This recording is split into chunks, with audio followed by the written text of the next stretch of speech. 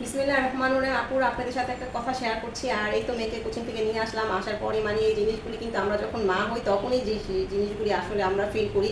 মারা কিন্তু সবসময় সন্তানদের জন্য 2 লাইন বেশি চিন্তা করে, বেশি ভাবে আগের এবং পরের। সেটা কেন বলছি, এই যে দেখেন মেয়েকে কোচিং থেকে নিয়ে আসছি, মানে মেয়ে কোচিং থেকে নিয়ে আসার পরে মেয়ে কি খাবে সেই নাস্তাটা কিন্তু আগে করে রেখে গিয়েছি।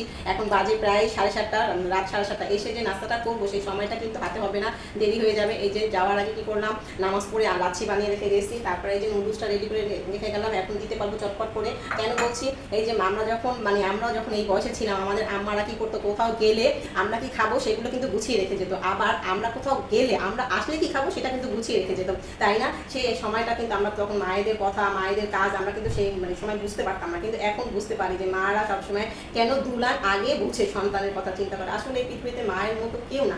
এই কথাগুলো মানে আমি কোচিং থেকে আসছি আর পথে মন ভাবছি, এরকম সবসময় মানে আমরা ভাবি মায়েদের কথা। এখন যতটা বুঝি তখন কিন্তু সেভাবে করে আমরা আসলে বুঝতাম না, তাই না আপুরা? এই তো।